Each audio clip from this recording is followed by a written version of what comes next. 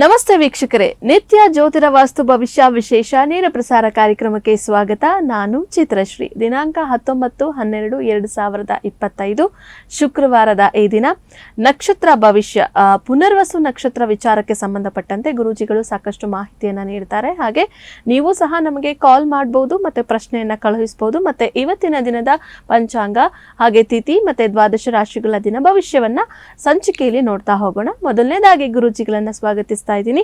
ಖ್ಯಾತ ಜ್ಯೋತಿಷ್ಯರು, ಖ್ಯಾತ ಸಂಖ್ಯಾಶಾಸ್ತ್ರಜ್ಞರು ಹಾಗೂ ಪಂಚಭೂತ ವಾಸ್ತು ತಜ್ಞರಾದ ಶ್ರೀ ಮಂಜುನಾಥ್ ಗುರೂಜಿಗಳು. ಗುರೂಜಿ ನಮಸ್ತೆ, ಕಾರ್ಯಕ್ರಮಕ್ಕೆ ಸ್ವಾಗತ. ಹಿಮಾಕೃಂಡ ಮೃಣಾಲಾಭಂ ದೈತ್ಯಾನಾಂ ಪರಮಂ ಗುರುಂ ಸರ್ವಶಾಸ್ತ್ರ ಪ್ರವಕ್ತಾರಂ ಭಾರ್ಗವಂ ಪ್ರಣಮಾಮ್ಯಹಂ. ಗುರೂಜಿ, ನಾವು ಹಿಂದಿನ ಹಲವಾರು ಸಂಚಿಕೆಯಲ್ಲಿ ನಕ್ಷತ್ರ ಭವಿಷ್ಯದ ಬಗ್ಗೆ ನೋಡ್ತಾ ಇದ್ವಿ. ಮಿಥುನ ರಾಶಿಯ ವಿಚಾರದಲ್ಲಿ ಎಷ್ಟು ನಕ್ಷತ್ರಗಳು ಬರುತ್ತೆ ಅಂತ ಹೇಳಿ ಕೂಡ ನೋಡಿದ್ವಿ. ಗುರೂಜಿ, ಮಿಥುನ ರಾಶಿಯವರ ವಿಶೇಷತೆಗಳು ಏನೇನು ಅಂತ ಹೇಳಿ ತಿಳಿಸಿ. ಅದರ ಜೊತೆಗೆ ಮಿಥುನ ರಾಶಿಯಲ್ಲಿ ಬರ್ತಕ್ಕಂಥ ನಕ್ಷತ್ರಗಳು ಯಾವ್ದಾವ್ದು ಗುರೂಜಿ? ಬಹುಮುಖ್ಯವಾಗಿ ಮಿಥುನ ರಾಶಿಯವರು ಒಂದು ದ್ವಿಸ್ವಭಾವ ರಾಶಿ ಅಂತ ಹೇಳ್ತೀವಿ. ಇದರಲ್ಲಿ ನಮಗೆ ಅಗ್ನಿ ತತ್ವ, ಪೃಥ್ವಿ ತತ್ವ ನಕ್ಷತ್ರದಲ್ಲಿ ರಾಶಿಯಲ್ಲಿ ನೋಡೋದಾದ್ರೆ ಇದು ಒಂದು ವಾಯುತತ್ವ ರಾಶಿ. ಇದ್ರ ಒಂದು ಮಿಥುನ ರಾಶಿಯವರಿಗೆ ದ್ವಿಸ್ವಭಾವ ರಾಶಿ, ಆ ವಾಯುತತ್ವ ರಾಶಿ ಅಂತ ನಾವು ವಿಶೇಷವಾಗಿ ನೋಡ್ತೀವಿ. ಬಹುಮುಖ್ಯವಾಗಿ ನಕ್ಷತ್ರಗಳ ಅನುಸಾರವಾಗಿ ನೋಡ್ಬೇಕಾದ್ರೆ ಮೂರು ಪ್ರಮುಖ ನಕ್ಷತ್ರಗಳು ಬರುತ್ತೆ. ಮೃಗಶಿರ ನಕ್ಷತ್ರವಾಗಿರ್ಬೋದು, ಆರಿದ್ರ ನಕ್ಷತ್ರವಾಗಿರ್ಬೋದು, ಪುನರ್ವಸು ನಕ್ಷತ್ರವಾಗಿರ್ಬೋದು. ಕಳೆದ ಸಂಚಿಕೆಯಲ್ಲಿ ನಾವು ಮೃಗಶಿರ ನಕ್ಷತ್ರದ ಬಗ್ಗೆ ತಿಳಿಸ್ಕೊಟ್ವಿ. ಯಾಕಂದ್ರೆ ಮೃಗಶಿರ ನಕ್ಷತ್ರ 2 ಪಾದಗಳು ವೃಷಭ ರಾಶಿಗೆ ಸೇರಿದ್ರೆ ಇನ್ನು 2 ಪಾದಗಳು 3-4 ಪಾದಗಳು ನಾವು ಮಿಥುನ ರಾಶಿಯಲ್ಲಿ ತಗೊಂತೀವಿ. ಅದೇ ರೀತಿ ಇವತ್ತು ನಾವು ನೋಡ್ತಾ ಇರುವಂತ ಆರಿದ್ರ ನಕ್ಷತ್ರ 4 ಪಾದಗಳು, 1, 2, 3, 4 ಪಾದಗಳು. ಇದು ಒಂದು ವಿಶೇಷ ರಾಹುವಿನ ನಕ್ಷತ್ರ. ಈ 4 ಪಾದಗಳು ಇದರಲ್ಲೇ ಸೇರುತ್ತೆ. ಮತ್ತೆ ಪುನರ್ವಸು ನಕ್ಷತ್ರ ಕೂಡ ಈ ಮಿಥುನ ರಾಶಿಗೆ ಸೇರಿದಿರುವಂಥದ್ದು. ಈ 3 ನಕ್ಷತ್ರಗಳು ಇದನ್ನ ಹೊಂದಿರುವಂಥದ್ದು. ಗುರುಜಿ, ಇನ್ನು ಮಿಥುನ ರಾಶಿಯವರ ಸಕಾರಾತ್ಮಕ ಮತ್ತೆ ನಕಾರಾತ್ಮಕ ಅಂಶಗಳು ಅಂತ ಹೇಳಿ ನೋಡೋದಾದ್ರೆ ಏನೇನಿದೆ? ನೋಡಿ, ಬಹುಮುಖ್ಯವಾಗಿ ಮಿಥುನ ರಾಶಿಯವರು ನೀವಾಗಿದ್ರೆ ನಿಮಗೆ ಬಹಳ ವಿಷಯಗಳಲ್ಲಿ ಆಸಕ್ತಿ ಹೊಂದಿರ್ತೀರಾ ಮತ್ತು ಜನರು ಮತ್ತು ಸ್ಥಳವನ್ನು ಇಷ್ಟಪಡುವ ಮುನ್ನ ಅದರ ಸಂಪೂರ್ಣವಾದ ಮಾಹಿತಿ ಪಡೆದುಕೊಂಡ ನಂತರನೇ ನೀವು ಮುಂದುವರಿಯುವಂಥದ್ದು. ಮತ್ತೆ ರಾಶಿ ಚಕ್ರದಲ್ಲಿ ಮಿಥುನ ರಾಶಿಯವರ ಒಂದು ಚಿಹ್ನೆ ಅಂತ ನಾವೇನು ತಗೊಂತೀವಿ, ಟ್ವಿನ್ಸ್ ಅನ್ನೋ ಒಂದು ಚಿಹ್ನೆ ಏನು ಬರುತ್ತೋ ಆ ಒಂದು ವಿಚಾರದಲ್ಲಿ ನೋಡ್ಬೇಕಾದ್ರೆ ಇವರಿಗೆ ಕ್ಯೂರಿಯಾಸಿಟಿ ಜಾಸ್ತಿ ಇರುತ್ತೆ ಮಿಥುನ ರಾಶಿ. ಯಾಕಂದ್ರೆ ರಾಶಿಯಾಧಿಪತಿ ಬುಧ ಆಗಿರ್ತಾರೆ. ಸೊ ಇವರು ನಿಮ್ಮ ರಾಶಿಯವರು ಅಂದ್ರೆ ಮಿಥುನ ರಾಶಿಯವರಿಗೆ ನೀವು ಹೆಚ್ಚು ಮಾತು ಪ್ರಿಯರು, ಅಂದ್ರೆ ಮಾತಿಗೆ ಹೆಚ್ಚು ಮಹತ್ವ ನೀಡ್ತೀರಾ. ಮತ್ತೆ ಜನರೊಂದಿಗೆ ಹೆಚ್ಚು ಮಾತಾಡಲು ನೀವು ತುಂಬಾ ಇಷ್ಟಪಡ್ತೀರಾ. ಮತ್ತೆ ನಿಮ್ಮ ರಾಶಿಯವರು ಸಂಭಾಷಣೆಯಿಂದಿನ ಒಂದು ಪ್ರೇರಣಾ ಶಕ್ತಿ ನಿಮ್ಮ ಮನಸ್ಸಿನಿಂದ ನೀವು ಹೆಚ್ಚು ಕಾನ್ಸಂಟ್ರೇಟೆಡ್ ಆಗಿ ಫೋಕಸ್ಡ್ ಆಗಿರ್ತೀರಾ. ಮತ್ತು ಈ ಒಂದು ತುಂಬಾ ವಿಶೇಷವಾಗಿ ನೋಡೋದಾದ್ರೆ ನಿಮ್ಮ ರಾಶಿಯಲ್ಲಿ ಭೌತಿಕ ಆಸಕ್ತಿಗಳು ಜಾಸ್ತಿ, ಅಂದ್ರೆ ಮಟೀರಿಯಲಿಸ್ಟಿಕ್ ಕಂಫರ್ಟ್ಸ್ ಅಂತ ಹೇಳ್ತೀವಲ್ಲ, ಅದು ಜಾಸ್ತಿ ಇರುತ್ತೆ.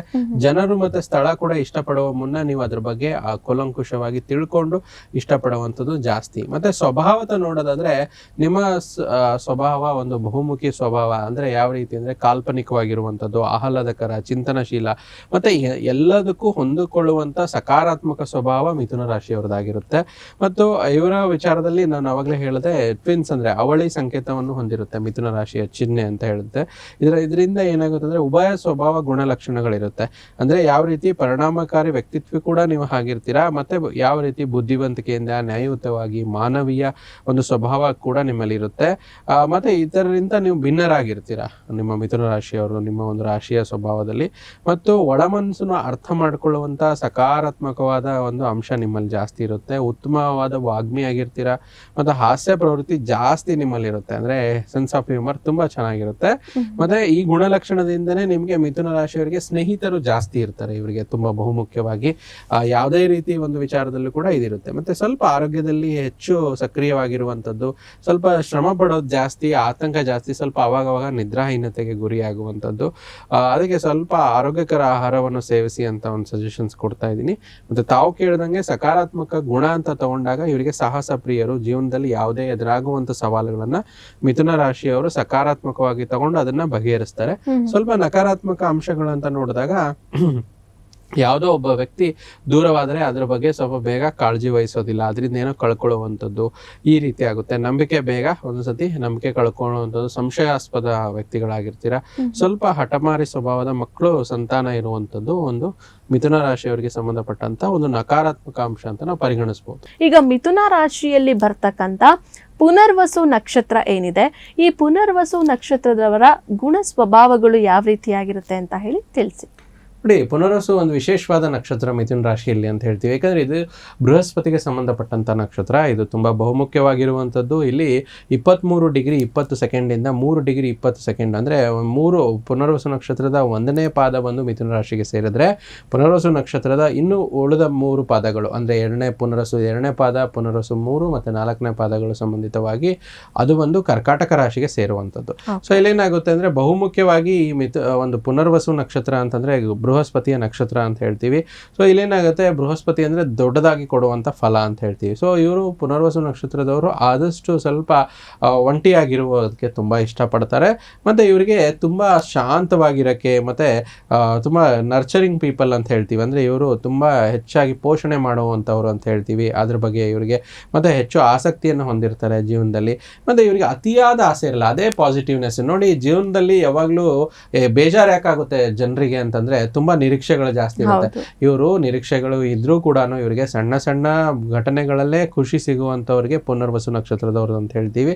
ಅದಕ್ಕೆ ಇವರು ಆದಷ್ಟು ಸಿಂಪಲ್ ಲಿವಿಂಗ್ ಅಂತ ಹೇಳ್ತೀವಿ. ಯಾವಾಗಲೂ ಮುಖದಲ್ಲಿ ಆ ಕಾಂತಿಯುತ ಒಂದು ಪೀಸ್ ಇವ್ರ ಮುಖದ ಮೇಲೆ ಇರುತ್ತೆ. ಮತ್ತು ಆಧ್ಯಾತ್ಮಿಕತೆ ತುಂಬ ತುಳುಕುತ್ತೆ. ಮತ್ತು ಫಿಲಾಸಫಿಕಲ್ ಅಂತ ನಾವೇನು ತಗೊತೀವಿ ಅಂದರೆ ಆಧ್ಯಾತ್ಮಿಕವಾಗಿರುವಂಥ ಒಂದು ಪ್ರವಚನಗಳಿಗೆ ಸಂಬಂಧಪಟ್ಟಂಥದ್ದು ಅಥವಾ ಆಧ್ಯಾತ್ಮಿಕ ವ್ಯಕ್ತಿಗಳ ಟುವರ್ಡ್ಸ್ ಇವರಿಗೆ ಆಕರ್ಷಣೆ ಜಾಸ್ತಿ ಆಗುತ್ತೆ.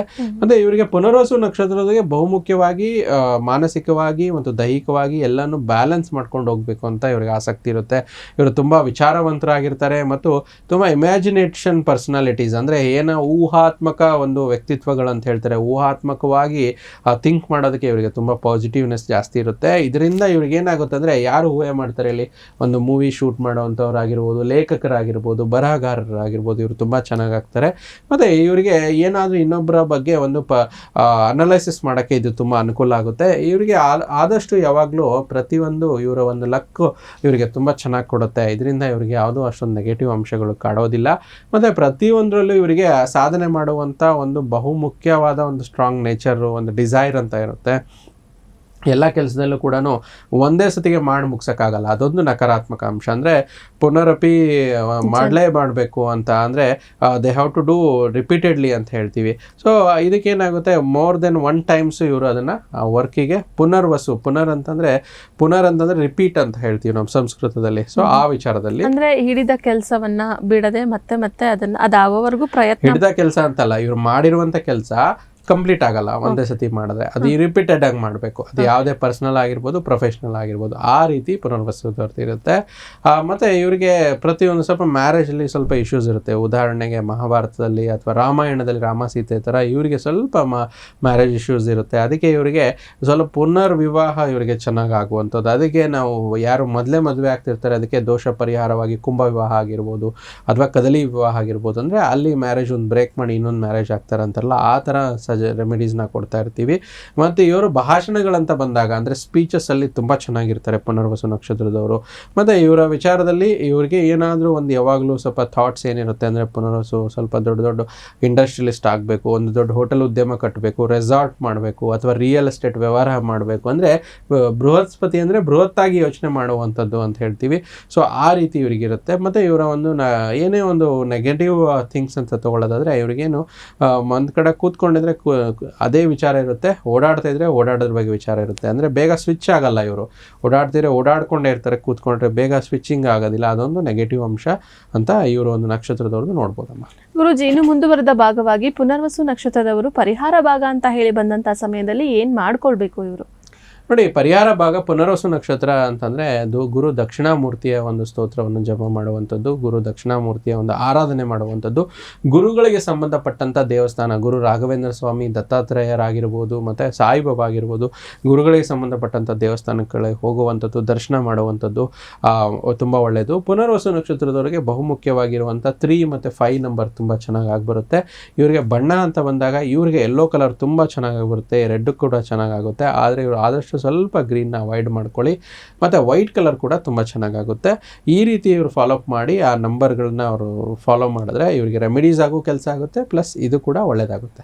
ಗುರುಜಿ, ಯಾವ ಒಂದು ರಾಶಿ ನಕ್ಷತ್ರದವರು ಇವರಿಗೆ ವಿವಾಹದ ಸಂಬಂಧದಲ್ಲಿ ಬರ್ತಾರೆ? ನೋಡಿ, ಬಹುಮುಖ್ಯವಾಗಿ ಪುನರ್ವಸು ನಕ್ಷತ್ರದವರಿಗೆ ವಿಶಾಖ ನಕ್ಷತ್ರದವರು ಚೆನ್ನಾಗಾಗುತ್ತೆ, ಮತ್ತು ಪೂರ್ವಭಾದ್ರ ನಕ್ಷತ್ರದವರು ಚೆನ್ನಾಗಾಗ್ತಾರೆ. ಅದಲ್ದಿರ ಇವರ ಒಂದು ಸಪ್ತಮ ಸ್ಥಾನಕ್ಕೆ ಬರುವಂಥ ನಕ್ಷತ್ರಗಳಂತ ಹೇಳ್ತೀವಿ.